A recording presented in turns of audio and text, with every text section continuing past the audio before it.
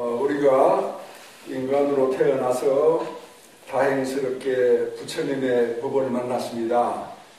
감사와 다짐의 뜻으로 따라해 주기 바랍니다.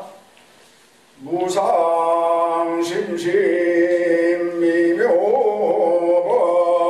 무상심심미묘 백천만금 난조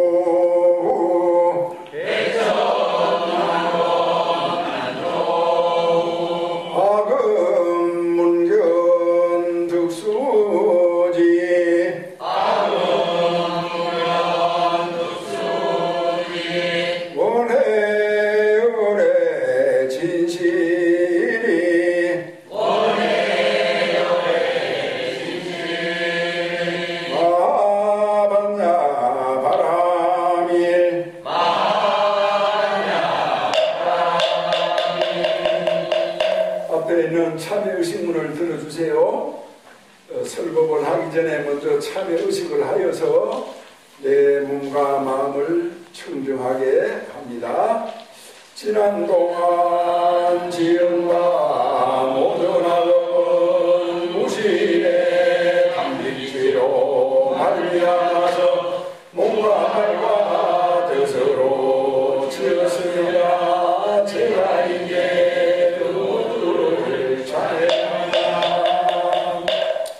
큰 복을 받고 싶으면은 부처님의 말씀을 큰 소리로 읽으면 됩니다.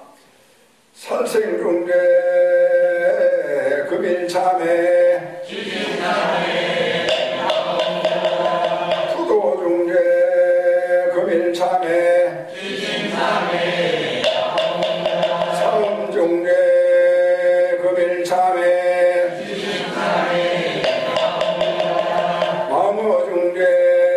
금일참회 기어중대 금일참회 양설중대 금일참회 학구중대 금일참회 함해중대 금일참회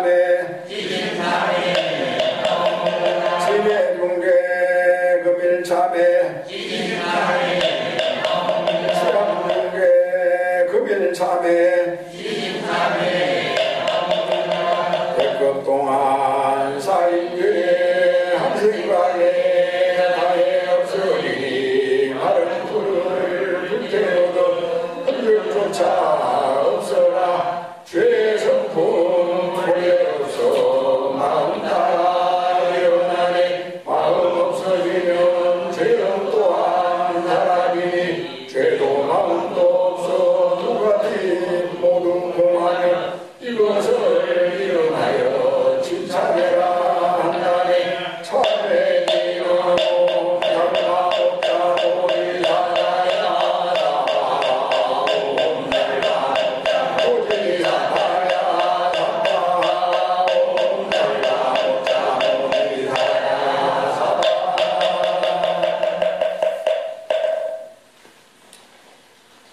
편히 하시기 바랍니다. 사람과 축생, 짐승의 차이는 깨달음에 있습니다. 사람은 말을 들으면은 깨닫습니다. 말 이상의 말하는 것 이상의 느낌을 갖는다라고 하는 뜻이고, 짐승은 겨우 말만 알아들어도 똑똑한 짐승이라고 말을 합니다. 그러니까 깨닫지 못한다, 그런 차이예요. 그래서 사람이 사람인 것은 깨달았을 때 사람이 되는 거고 참 사람이 된다, 그렇게 보시면 돼요. 그러면은 절에서 하는 법회는 뭐 하는 곳이냐? 깨닫는 곳입니다. 깨달음을 이루는 곳이다. 우리가 이제 깨닫지 못한 사람들이 생각하는 가족이라는 게 있어요. 그 가족은 그냥 자기들끼리 부부를 중심으로 해서 그 아들, 딸 놓고 키우고 산다. 뭐 이런 정도인데 깨달은 사람의 가족은 뭐냐? 3대가 이루어지는 겁니다. 첫째는 나를 중심으로 하면 나는 자기 자신은 당대가 돼요. 당대. 그 다음에 이제 조상은 선대가 되고 아들, 딸은 후대가 되고 그래서 후대와 당대와 선대 3대가 이루어져서 이제 가족이다 이렇게 말을 합니다. 그래서 이제 우리가 참 가족끼리 화목하고 가족이 평안하다라고 하는 것은 당대가 후손과 더불어서 선대를 잘 모셔야 됩니다. 어머니 아버지를 잘 모실 뿐만 아니라 조상님들까지도 잘 모신다 이 말이죠. 그랬을 때 이제 서양 사람들이 갖고 있는 가족과 우리 한국 사람들, 특히 이제 불자들이 가지고 있는 가족이라고 하는 것은 그 범위가 달라요. 이제 우리 불자들이 가지고 있는 한국의 가족은 정신적으로 아래 위로 다 통하게 돼 있어요. 이제 뭐 여러분들이 살다 보면은 돌아가신 부모가 또는 조상께서 이렇게 꿈에도 나타나고 그러시지 않습니까? 또 아들, 딸들이 어떤 타향에 가서 공부를 할 때 아들, 딸이 꿈에 나타나기도 하지 않습니까? 그런 것들이 결과적으로는 다 통해 있다. 또 어떻게 보면은 한 끈 앞으로 이어져 있다. 이런 뜻이 되는 겁니다. 그래서 이제 가족에 충실한다. 라고 하는 것은 아주 놀라운 어떤 사람이에요. 말하자면 사람다운 사람이에요. 뿌리를 소홀히 하지 않고 또 꽃과 열매를 소홀히 하지 않고 줄기를 튼튼하게 하고 그렇게 해서 한 가족을 하나의 나무라고 이렇게 봤을 때 그 나무가 아주 울창하게 열매와 꽃을 맺는다라고 하면은 그것이 무엇이냐? 이 세상을 이롭게 하는 것이에요. 이 세상에 도움이 되지 않는 삶, 그런 사람들이 있다라고 하면은 살긴 살아가도 크게 인생의 어떤 가치와 보람을 느끼고 또 밝은 얼굴로 살아가지는 못할 겁니다. 우리가 기쁜 마음으로 밝은 마음으로 살아간다라고 하는 것은 그러한 가족을 바로 아는 것으로부터 이제 시작이 된다. 이제 그렇게 보시면 되겠습니다. 오늘 이제 부산에 살던 실상화 보살이라고 하는 불자가 이제 우리 도피안사에 와서 사무장 봉사도 하고 있고 이제 도피안사 신도가 됐어요. 그래서 신도가 됐으니까 이제 신도가 됐다라고 하는 것이 바로 조상님을 천도를 하는 겁니다. 여기 이제 처음 신도가 됐잖아요. 그래서 이 절에 와서 우리 절 신도로서 여기 우리 절에서 조상님을 제를 올리는 겁니다. 그러면은 이제 조상님께서도 바로 여기가 우리 절이 되는 거예요. 원래 불교의 불법은 그렇습니다. 제를 지난번에 올렸는데 또 올립니다. 그게 아니죠. 어떤 올려야 될 일이 있을 때는 2번이고 3번이고 10번이고 이제 올리는 겁니다. 그래서 오늘 이제 그런 이제 천도제를 특히 이제 이 지장법회 때 매월 마지막 주 일요일 날 법회는 지장법회예요. 4번째 주가. 그 4번째 주에 모든 대중들이 같이 모여가지고 저기 우리 조상들한테도 절을 할 뿐만 아니라 실상화 보살님 조상들한테도 절을 하고 잔을 올리고 향을 피워 올리고 공양을 올린다라고 하는 것은 우리 이 정신이 아주 명랑해지는 거고 사통팔달로 다 안 통하는 데가 없는 것이죠. 막힌 데가 없다 이 말입니다. 그래서 어떤 훌륭한 가정의 토대가 되고 있다 이렇게 이제 보면 되겠습니다. 그럼 여기서 이제 가족이다라고 하는 것에서 그러면 가족에 중심이 누구냐? 이런 걸 한번 생각해 보셨습니까? 조선시대 500년을 이렇게 우리가 살아오면서 너무 이렇게 사실하고 벗어난 삶을 살았어요. 그게 그 말이 뭐냐 하면은 조선시대 후기, 특히 이제 인조 그 이후에 병자호란, 정묘호란이 끝난 그 이후의 삶들은 너무나 치우쳐져 가지고 남존여비라고 할 만큼 여자들을 소홀하게 하고 남자들 중심의 세상이 되어버린 겁니다. 그래서 여자는 거의 종에 가까운 그런 신분을 유지하고 있었어요. 그런데 이제 오늘날 우리들 여기 오신 분들은 다 배울 만큼 배운 분들 아닙니까? 그래서 이제 우리가 아버지 어머니가 있어야 이제 자식이 태어나지 않습니까? 생물 시간에 아버지의 염색체가 몇 개입니까? 23개죠? 어머니의 염색체는 23개죠? 그래서 합이 46개예요. 물론 47개가 되는 경우도 있고 24개, 23개 되는 경우도 있고. 그런데 그러면 이제 어머니나 아버지나 공평한 거예요. 공평한 거고, 거기다가 어머니는 그 자식을 몸으로 양육을 합니다. 태어나서도 양육을 하지만 몸 안에서부터 자식에게 유전 정보를 가지고 정도 코도 만들고 귀도 만들고 이빨도 만들고 머리칼도 만들고 뇌도 만들고 온갖 것을 어머니 몸속에서 다 어머니가 만들어주는 겁니다. 창조주가 만들었다라고 이렇게 말을 하고 생각하지만도 그 이전에 어머니가 만들었다는 사실을 알아야 돼요. 그러니까 어머니와 아버지가로 인해 가지고 자식이 태어난다라고 하지만 사실은 어떻게 보면은 3분의 1은 어머니가 더 노고가 크신 거예요.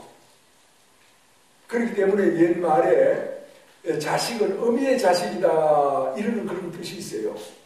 그래서 어미가 이제 그래 자식을 낳고 키우고 이렇게 하더라도 남자들이 그 어미의 노고를 다 알지 못하고 또는 행패를 부리고 또는 무시를 하고 그러는 경우가 왕왕 있지 않습니까? 그래서 신라나 고려 때에는 남자들이 장가를 갔습니다. 시집을 왔다라고 하는 것은 조선시대 세종 이후의 일이에요. 내가 기록을 보니까 여자가 남자 집으로 시집을 오는 것이 유교가 가르치는 바란 말이죠. 중국에서도 하는 바예요. 그래서 그걸 따라서 해야 되겠는데 일반 민가에서는 아무리 거기에 대해서 강조를 해도 시집을 오질 않는 거예요. 장가를 가지. 그렇게 해서 이제 세종대왕이 고민을 하다가 자기의 동생, 딸을 시집을 보냅니다. 그래서 그 이후로 근근히 이제 시집을 간다는 말을 하게 됐어요. 고려 때까지만 해도 장가를 간다 했어요. 남자가 여자 집으로 들어갔어요. 이제 조선에 와가지고 여자가 남자 집으로 들어갔거든요. 그런 어떤 참 과거의 우리 조상들의 삶을 우리가 생각을 해보더라도 과거에는 여성들을 아주 존중을 했어요. 그 역할이 훌륭하기 때문에, 그 역할이 가정의 중심이기 때문에. 그래서 가정을 지키는 사람은 여성이에요. 그래서 가정에서는 여성의 뜻을 존중하고 받들어주고, 그래서 여성을 중심으로 해가지고 조상을 받들고 여성을 중심으로 해서 후손을 키우고, 그런 어떤 역할을 대단히 이렇게 소중하게 생각을 했을 때 그 가정이 평안해지고 그 가정이 번창하게 돼 있어요. 부모에게 잘못하고 특히 어미에게 불효하는 그런 집안은 번창할 수가 없어요. 이제 오늘 이런 이제 얘기를 통해 가지고 우리가 다시 한번 오늘날 현대 교육을 받은 사람으로서 남성과 여성이 뭐냐? 왜 오늘날 여성들이 저렇게 시집을 안 가려고 하고 아이를 안 낳으려고 하느냐? 남자들이 먼저 깊이 생각을 해야 돼요. 그렇게 해서 반성할 거는 반성을 해야 됩니다. 왜 잘못된 생각을 가지고 여성을 핍박을 하고 여성의 역할을 과소평가하고 자기 가족에게 그렇게 함부로 하고 인색하게 하고 왜 그렇게 해야 되느냐 말이죠. 가족이라고 하면서.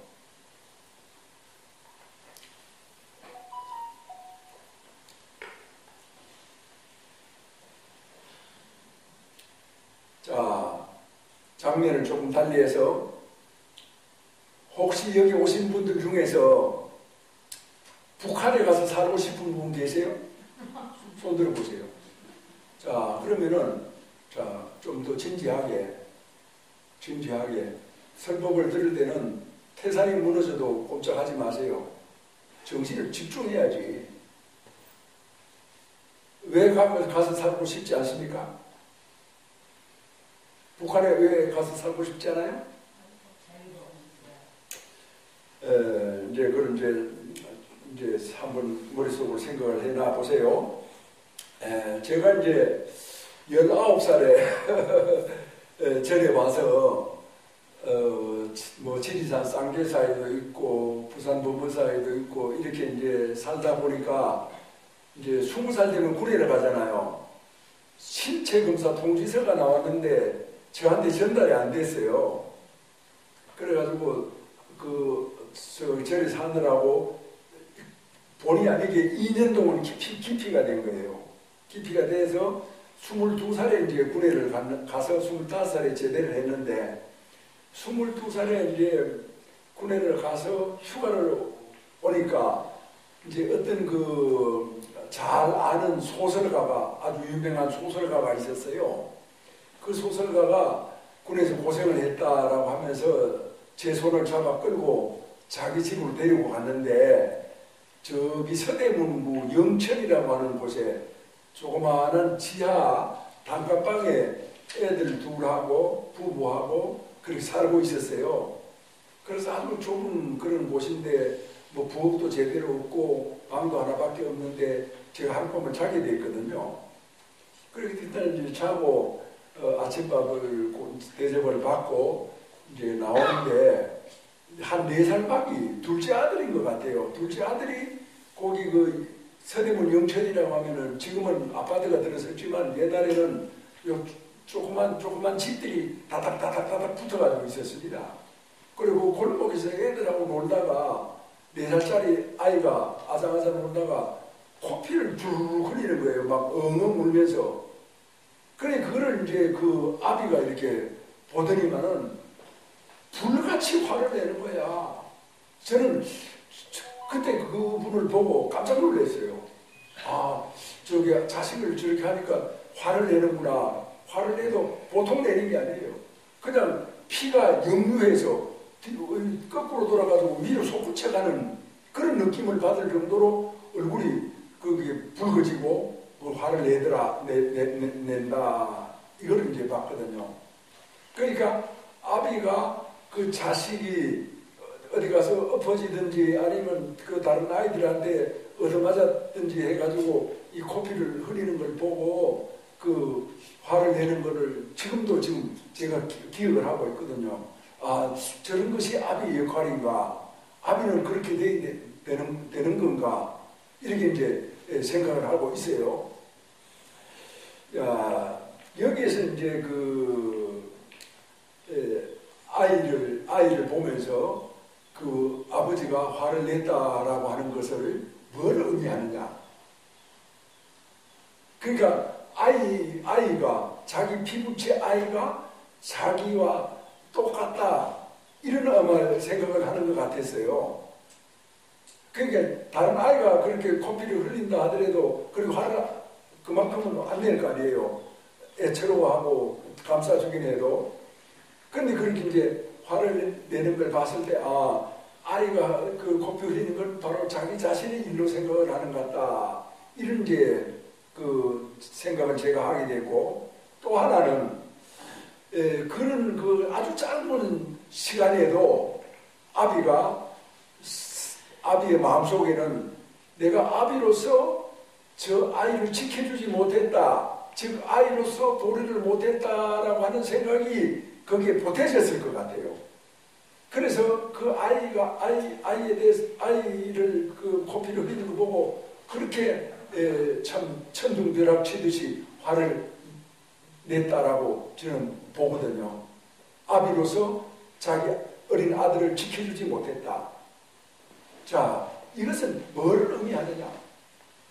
여기에 계시는 여러분들이 다 아들, 딸들을 있고 그 아들, 딸들을 키우고 아까 조금 전에 얘기한 그 소설가의 마음처럼 그런 생각으로 아이들을 키워내지 않을 거 아닙니까? 그렇죠?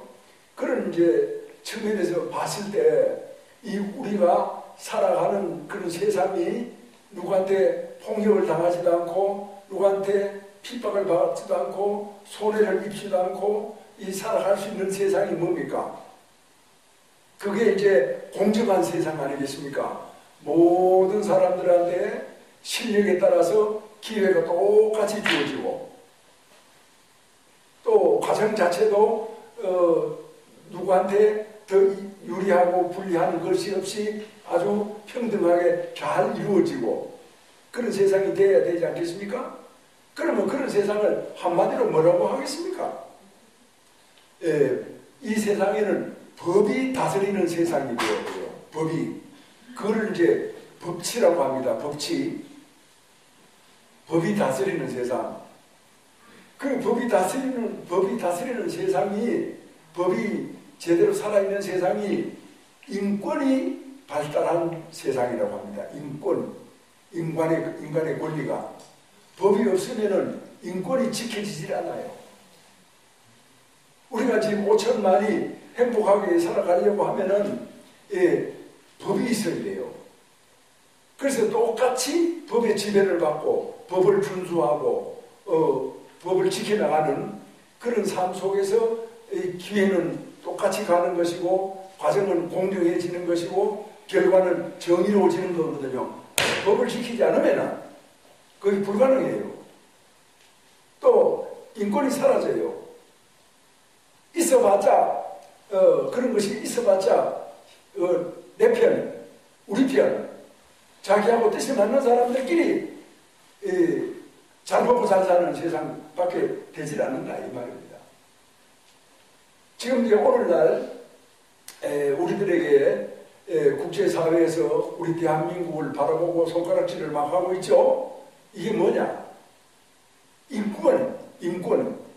인권을 이게 존중해야 된다. 이 세상에서 지구상에 200여 개, 약 200여 개의 나라가 있다고 합니다. 그 200여 개의 나라 중에서 가장 인권을 탄압하는 나라가 북한이다. 왜 북한에 대해서, 북한의 그 무자비한 인권에 대해서, 인권 탄압에 대해서 대한민국은 책임지지 않고 지적하지 않느냐? 왜 그러느냐? 아마 여러분들이 조금 전에 제가 북한에 가서 살고 싶은 사람 손들어라 라고 했을 때 아무도 없고 오히려 어이없어 했잖아요. 스님 지금 맨정신으로 물어보는 겁니까? 라고 하는 뜻으로 저를 바라보지 않았습니까? 아마 그 대표적인 것이 이유가 인권이 없어서 그럴 겁니다. 인권이 살아있어야 법치가 살아있는 것이고 법치가 살아있어야 내 소중한 아들이 누구한테 얻어맞고 코피를 쏟지 않은 그런 평화스러운 세상이 될 수가 있다 이 말입니다. 누구 편이 돼가지고 내가 잘 산다. 그건 있을 수가 없는 일이에요. 우리가 저기 자유민주주의에서 인권을 지켜가면서 산다라고 하는 것은 부처님의 뜻입니다. 그걸 교리적으로 말하면은 영기 중도예요. 영기를 실현하고 영기의 뜻대로 중도를 이루어내는 거예요. 중도가 뭐냐? 법치예요. 중도가 뭐냐? 인권을 존중하는 거예요. 그런데도 우리 불자들은 그런 것을 보고도 북한 사람들이 그렇게 하는 것을 보고도 우리가 입을 다물고 가만히 있다. 또 그런 얘기를 법회에서 한다라고 하면은 왜 설명은 안 하고 그렇게 이상한 얘기만 합니까? 그런 어떤 답답한 소리를 하게 되거든요. 설법이 뭡니까? 우리 삶을 밝게 이루어내는 것이 설법이에요. 지금 북한이 인권이 없다, 탄압을 받고 있다라고 하는 것은 영기 중도를 위배하고 있다는 거예요. 부처님의 뜻, 부처님의 깨달음을 어기고 있다는 거거든요. 그럼 거기에 대해서 지적을 하고 잘못됐다 이렇게 해야지. 적당하게 동조하고 뭐 종기 좋다, 종기 좋으면 그냥 그거는 나라가 기울어져서 망하는 길로 가게 되죠. 자, 모든 나라는 말입니다, 역사가 있어요. 역사는 무엇입니까? 한마디로 말하면 흥망성쇠 아닙니까? 흥하면은 영원히 흥해야지 왜 망하느냐 이 말이죠. 성하면은 계속 성해야지 왜 쇠해가지고 쪼그라드느냐 이거죠. 왜 그렇습니까? 해야 될 말을 하지 않았고 연기 정도가 이 사회에서 사라졌기 때문에 흥망성쇠가 되풀이되고 있거든요. 전에 와서 설법을 듣고 올바른 생각을 가지고 있다면은 왜 나라가 망해야 되느냐 이 말이죠. 망할 수가 없죠. 취할 수도 없고. 그래서 우리는 여기에서 인권이라고 하는 것 때문에 선진국이나 또 아니면은 주변 이웃 국가들에게 있어가지고 손가락질을 당하고 있다. 우리 자신들이 인권을 어느 정도 제대로 이렇게 살리지 못한 때가 있었어요. 과거 독재 정부 시절에. 그럴 때는 사람들이 열렬하게 싸웠습니다. 그건 참 좋은 일, 잘하는 일이었다고 봅니다.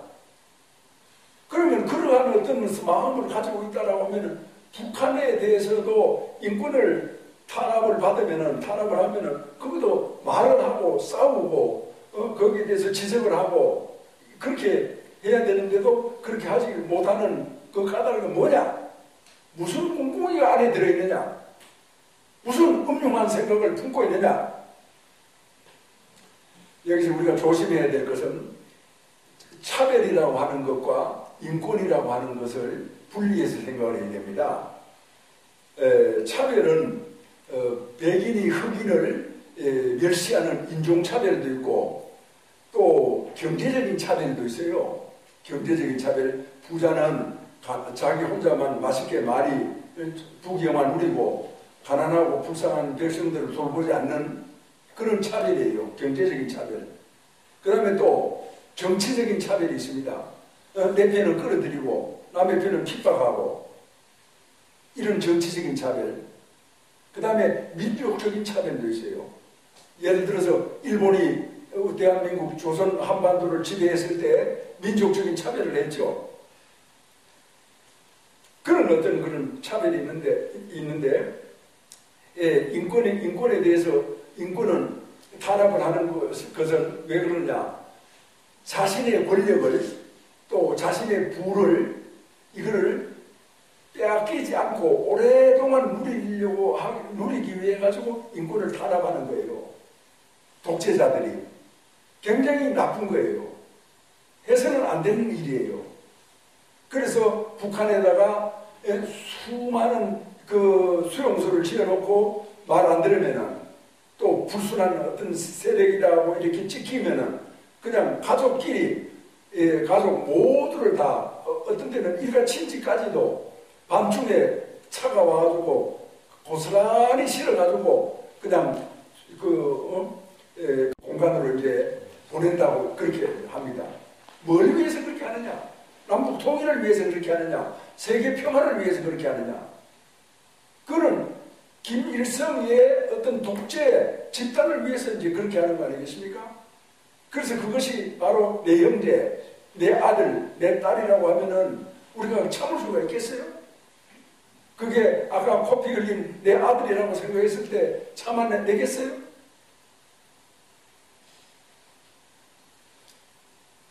우리는 정신을 똑바로 차려야 돼요. 사람들이 젊었을 때는 김일성주의자가 될 수도 있습니다. 그러나 정신을 딱 차려보고 그것이 틀렸다라고 하면은 그거를 끝을 내야 됩니다. 그런데 사람들은 또 자기 고집을 가지고 있어요. 아니 내가 평생 거기에 빠져 살았는데 내가 지금 다른 생각을 하게 되면은, 김일성주의를 버리게 되면은 나는 그 수십 년의 내 인생이 그냥 공중으로 사라지는 거 아니냐. 너무나 억울하다. 내가 살아온 인생이 아깝다. 이래가지고 딴 생각을 하고 고집을 부릴 수도 있는데, 그것이 고집을 부려가지고 정말 좋을 일이라면은 너도 나도 다 고집을 부려야 되겠지만, 그건 고집을 부리면 부릴수록 망하는 길로 간다라고 하는 것을 우리가 다 이제 알아야 됩니다. 자, 인권은 뭐냐? 인권은 대자대비예요. 알겠습니까? 자비심을 가지고 있는 사람은 어떤 사람이 남을 핍박하는 것을 두고 보지 못합니다. 대표적인 누굽니까? 지장보살입니다. 지장보살은 자비심이 너무나 많기 때문에 모든 사람들이 다 좋아하는 성불도 하지 않는다. 성불도 하지 않겠다. 오직 불쌍한 중생들을 다 건져서 극락세계에 보내겠다. 이건 최고의 인권 아닙니까? 밥 주는 것도 인권이고, 옷 주는 것도 인권이고, 돈 주는 것도 인권이라고 볼 수 있지만, 사람들에게 바른 정신을 일깨워주는 것이 최고의 인권이잖아요. 돈이 아무리 많으면 뭐해요? 정신적으로 형편없는 사람인데, 지위가 아무리 높으면 뭐해요? 자기 편밖에 모르는데, 그런 사람이 지도자가 될 수가 있어요? 그래서 우리는 국민의 한 사람으로서 막강한 어떤 권력을 가지고 있습니다. 그게 뭡니까? 투표권입니다. 투표권. 그 투표권을 가지고 얼마든지 이 주인된 도리를 다 할 수가 있어요. 그런데 그런 걸 그렇게 생각하지 못하고, 올바르게 생각하지 못하고, 그릇되게 생각을 하고, 도피해서 와서 법문을 안 들으니까 앞도 뒤도 캄캄하잖아. 일만 한다고, 노력만 한다고, 권세만 부린다고 사람 노릇이 돼요? 또 이 나라가 평안해져요? 이 나라가 흔들려버리면은 그까지 돈 몇 푼 있는 거 아무 소용없어요. 바람 앞에 등불이에요. 사람이 말이야, 나이가 들고 또 우리가 이제 설법을 듣고 이 삶이 무엇인가, 진실이 무엇인가, 인간의 참 가치가 무엇인가, 이런 생각을 하다 보면은 저절로 이렇게 눈이 열리고, 누가 시키지 않아도 옳은 길을 알게 되고, 누가 말하지 않아도 제 스스로 바른 인생의 삶을 살아갈 수 있는데, 그렇지 못하기 때문에, 딴 생각을 하고 있기 때문에, 어두운 생각을 하고 있기 때문에, 그래서 이 사회에 우리가 도움이 되지 못하고 짐이 되고, 또 하나의 어떤 그런 기생충을 지나가지고 바이러스가 되고 있어요. 바이러스. 기생충은 그래도 좀 낫답니다. 왜? 기생충은 절대로 숙주, 자기가 의지하고 있는 그 몸을 해치지 않는데요. 그 몸이 죽어버리면 기생충 지도 죽어야 되니까. 근데 바이러스는 안 그렇잖아요. 죽여버리잖아요. 우한폐렴이 그 바이러스 아닙니까? 자, 인권은 뭐냐? 자비예요. 대자대비. 알겠습니까? 자, 여기에서 이제 자비가 뭐냐라고 하는 걸 잠깐 얘기하고 넘어가겠어요. 자비는 명백히 알아야 됩니다. 자, 저를 잘 보세요. 그리고 자신을 생각해 보세요. 자기가 누굽니까? 자기지 뭐야? 그래가지고 몰라요. 자기가 누굽니까? 예, 저는 언제 태어났고 앞으로 이렇게 살다 보면 언젠간 죽을 겁니다. 그게 납니다. 뭐라고? 죽을 것이, 언젠가 죽을 것이 나라고? 예, 언젠가 죽을 것이 납니다. 자기가 죽는다는 생각을 하잖아요. 죽는다. 내가 죽는다는 생각을 하루에 10번을 해요. 10번을 하면은 10번 동안 착한 생각이 일어나요. 내가 죽는데, 또 내가 죽기 때문에 남도 죽는 거예요.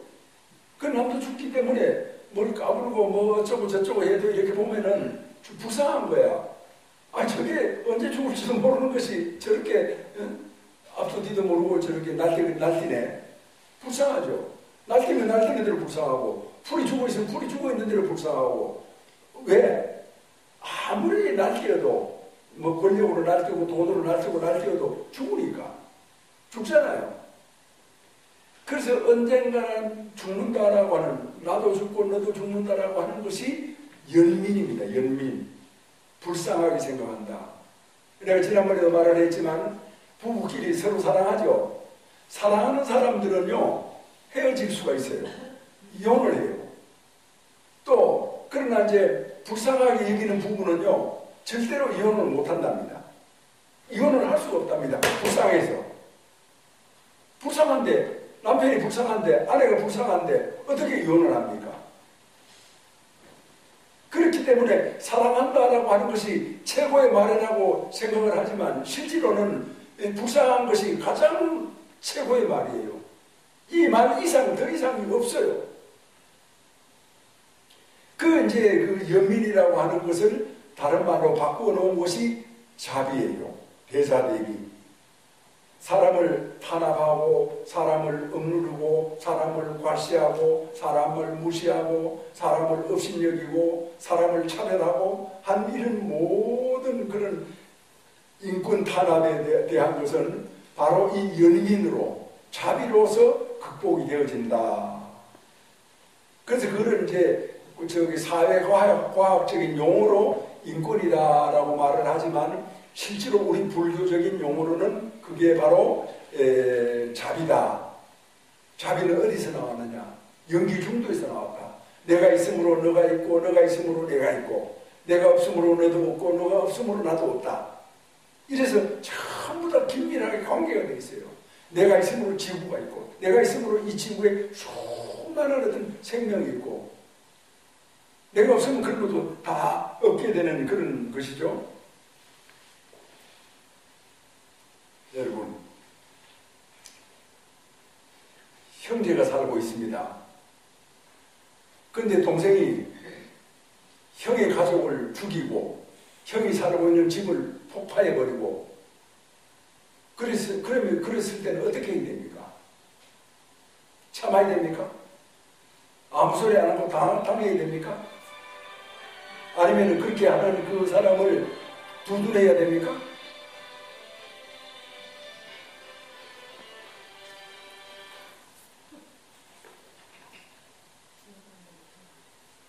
그렇게 두둔하거나 참는다고 생각하거나 하는 사람은 아마 정상이 아닐지도 모릅니다. 또 그런 이제 동생을 두고 같은 형제라고 말할 수 있어요?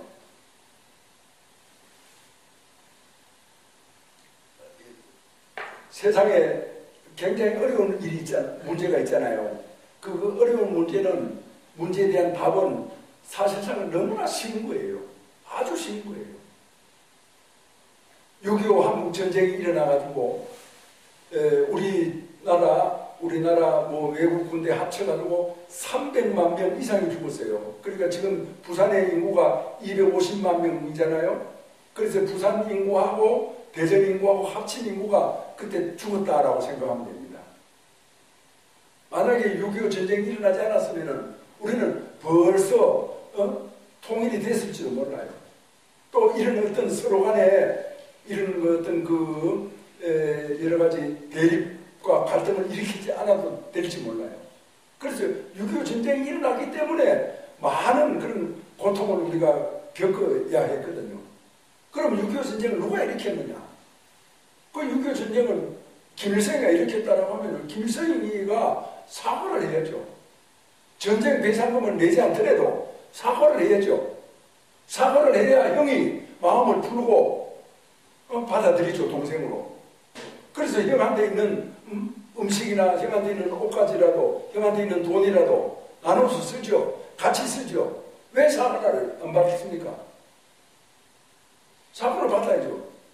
저는 이 점에 있어가지고 박정희 대통령 때부터 대단히 잘못했다고 생각합니다. 박정희 대통령이 이유락 씨를 북한에 보내가지고 김일성이 만났잖아요. 그때 그 조건으로 6.25에 대해서 사과해라. 그 이제 김신조 일당이 넘어오는 그것에 대해서는 김일성이가 사과를 하더랍니다. 근데 그보다 더 큰 6.25에 대해서 사과를 안 했거든요. 그 이후에 모든 대통령들이 사과를 요구하지 않았어요. 사과를 요구하지 않고 북한을 가고 북한에 돈을 주고, 그래서 같은 친구 간에도 잘잘못을 따지려고 해서 그런 게 아니라 자기가 잘못했다라고 하면은 솔직하게, 야 아무개야 내가 잘못했다, 이렇게 하면은 사람의 마음이 확 풀려요. 술을 한 잔 먹으면서 사과를 하든지, 아니면 찾아가서 하든지, 아니면 전화로 하든지, 뭐라 이렇게 하면은 그동안에 맺혔던 마음이, 그동안에 분했던 마음이, 강물이 얼음에서 풀려나듯이 그렇게 풀려버린단 말입니다. 그런데 그걸 하지를 않는 거예요. 그러니까 어정쩡하게 그냥 적당하게 넘어가자. 그래, 넘어가자. 그래서 실제로 이제 북한의 주민들이 참 인권 탄압이 오죽하면은 탈북을 하겠습니까? 지금 한국에 와 있는 사람들이 3만 명 가까이 됩니까? 3만 명 가까이 된다고 하잖아요. 그런데 지금 한국의 정부에서 그를 제대로 이제 대접을 안 해주고 오는 것에 대해서 탐탁지 않게 여기니까 오지도 못해요. 자, 오는 사람은 어떻게 옵니까? 목숨을 걸고 옵니다. 여기서 죽느니 차라리 가다가 죽자.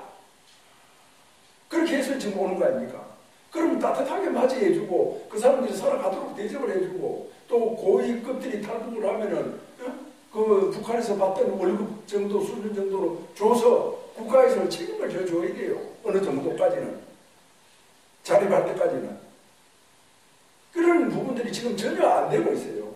그래가지고 북한에서 탈북해 온 사람들이 정말 이러지도 못하고 저러지도 못하고 한숨을 쉬고 신세탄핵을 하는 그런 어떤 이 입장이 되어 있다는 겁니다. 이게 바로 우리들의 일이고 나의 일이거든요. 왜 거기에 대해서 우리가 눈 감고 살아야 돼요?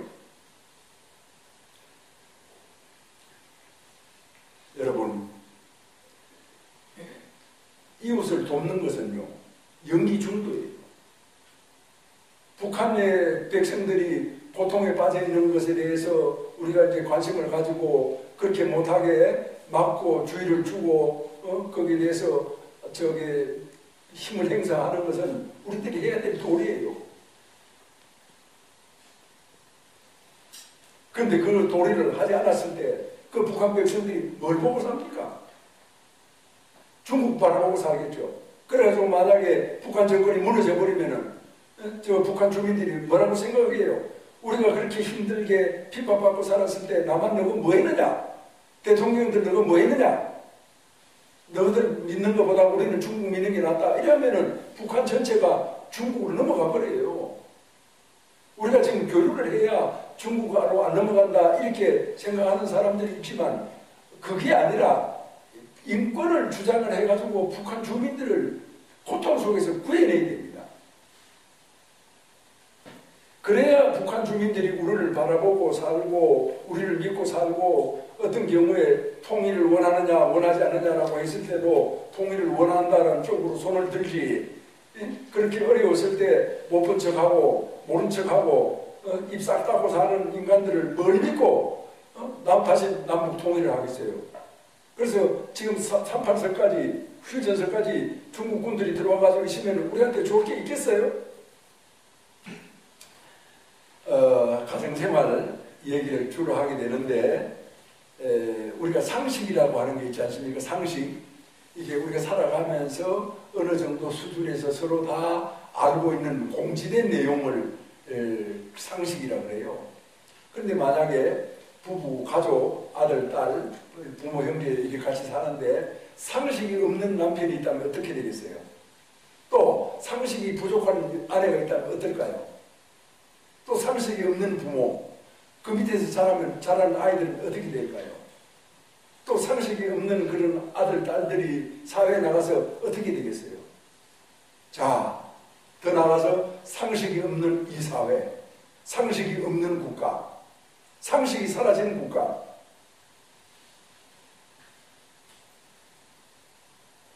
상식이라고 하는 것은요, 옆 사람이 엎어지면은 내가 손을 잡아서 일으켜주는 겁니다.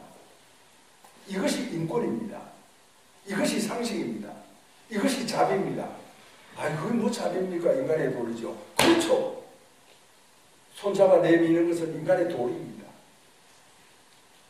우리는 인간의 도리를 저버리고 있어요. 왜 그래요? 왜 그래야 됩니까? 그게 통일의 길입니까? 그럼 통일해서 뭐 하려고? 정신 차려야 돼요. 정신 차려야 된다고. 나라가 허물어져 버리면은 불교도, 역사도, 또 사업도, 내 가지고 있는 논밭도 다 날아가 버려요. 똑같아져요. 그 똑같아지는 그런 세상을 지금 오기를 바라고 있습니까? 오늘 이 자리에 오신 이제 형제들께서는 불교라고 하는 어떤 면모를 새롭게 이렇게 알게 되었을 겁니다. 가족이 뭐냐?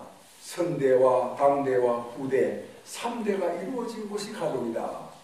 내가 우리 참 절에 불자가 되기로 했다라고 하면은 나만 되기로 한 게 아니라 우리 조상님들을 모셔서 천도제를 올린다. 그것도 이제 우리 가족들끼리만 와서 올리는 게 아니라 여러분들이 같이 모였을 때 이렇게 같이 연구를 하고 같이 기도하고 같이 설법을 듣고 이렇게 이제 한단 말이죠.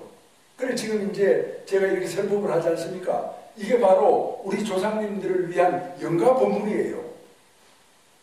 보통 따로 우리 가족만 합니다 이렇게 하면 영문만 하고 영가 법문을 잘 안 하거든요. 거의 안 합니다. 그 영가 법문을 이렇게 지금 하는 거예요. 아주 여법한 천도제고 여법한 법회예요. 도피한사는 그런 절입니다. 여러분들이 그냥 보기에 따라서 뭐 그러려니 이렇게 생각할지도 모르겠지만 그건 부족한 생각이죠.